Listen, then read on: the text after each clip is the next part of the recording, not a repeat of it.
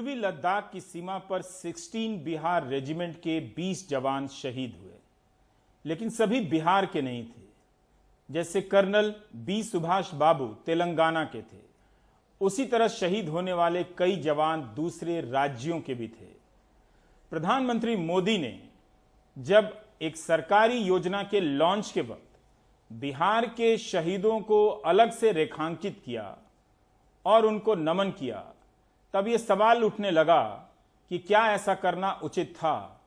क्या अब शहीदों को श्रद्धांजलि बिहार, पंजाब, गुजरात, तमिलनाडु, मिजोरम, नागालैंड के नाम पर दी जाएगी, या शहीद सिर्फ शहीद है?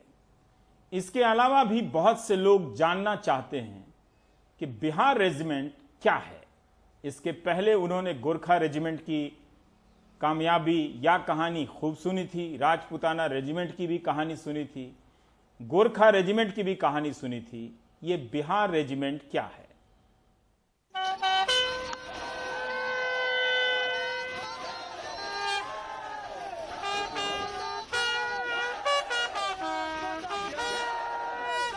आज जब मैं बिहार के लोगों से बात कर रहा हूं, तो मैं गौरव के साथ इस बात का जिक्र करना चाहूंगा कि ये पराक्रम बिहार रेजिमेंट का है।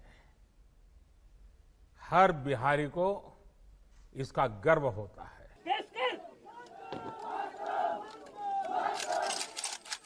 पूर्वी लद्दाख की सीमा पर चीन से लड़ते हुए 20 जवान शहीद हुए।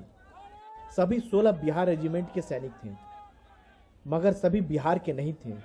इसकी अगुवाई कर रहे कर्नल सुभाष बाबू तेलंगाना के रहने वाले हैं। लेकिन जब प्रधानमंत्री मोदी ने गरीब कल्याण योजना लॉन्च करते वक्त बिहार के शहीदों का अलग से जिक्र किया, तब कई लोगों ने सवाल किया कि क्या ऐसा करना उचित था? प्रधानमंत्री मोदी ने बिहार के शहीदों को अलग से याद किया। अगर बिहार का चुनाव ना होता और चुनाव प्रचार शुरू ना हो गया होता तो इस बात को कोई नोटिस नहीं करता। लेकिन सवाल उठ गया कि बिहार रेजिमेंट के 20 शहीदों में से क्या 5 शहीदों को प्रदेश के नाम पर अलग से सलामी देना सही था? क्या ये कोई नई परंपरा है जिसे वोट के लिए कायम की जा रही है? ये वो रेजिमेंट है जिसने 7 अशोक चक्र, 9 महावीर चक्र, 21 कीर्ति चक्र, 35 परम विशिष्ट सेवा मेडल, 49 अति विशिष्ट सेवा मेडल, 70 शौर्य चक्र, 448 सेना मेडल।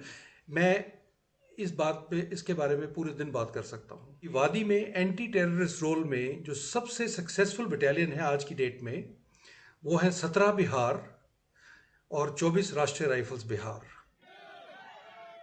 16 बिहार रेजिमेंट के 20 शहीदों में से बिहार के मात्र 5 ही हैं। बाकी दूसरे 7 प्रदेशों के हैं। झारखंड के 2, पश्चिम बंगाल के 2, पंजाब के 4, ओडिशा के 2, मध्य प्रदेश के 1, हिमाचल प्रदेश के 1, तमिलनाडु के 1, तेलंगाना के 1 और छत्तीसगढ़ के 1 जवान हैं।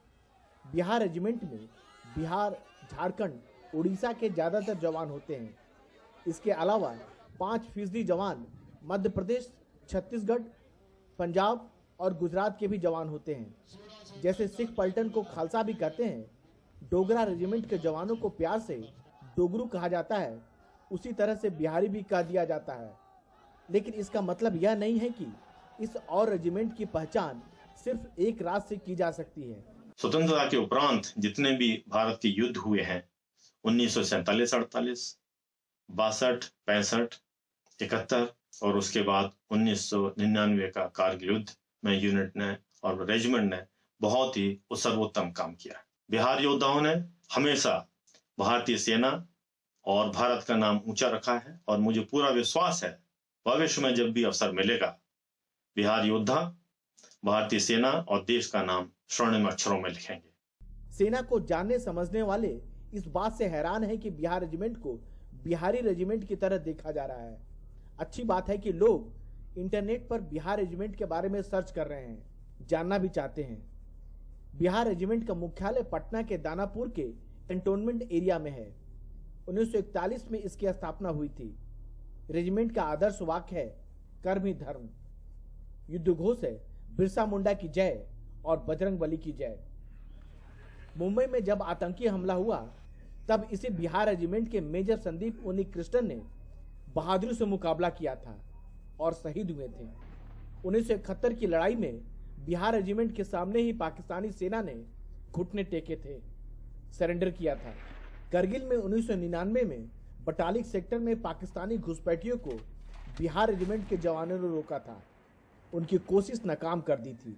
ऑपरेशन ब्लू स्टार में पहली रेजिमेंट यही थी जिसने स्वर्ण मंदिर में प्रवेश किया था। रेजिमेंट की परंपरा तो बहुत पुरानी है। ये जवान देश के थे और देश पर ही कुर्बान हुए, लिहाजा ये किसी राज्य के जय जयकार का नहीं, पूरे देश के लिए गर्व की बात है। नई दिल्ली से राजीव रंजन, एनडीटीवी इंडिया।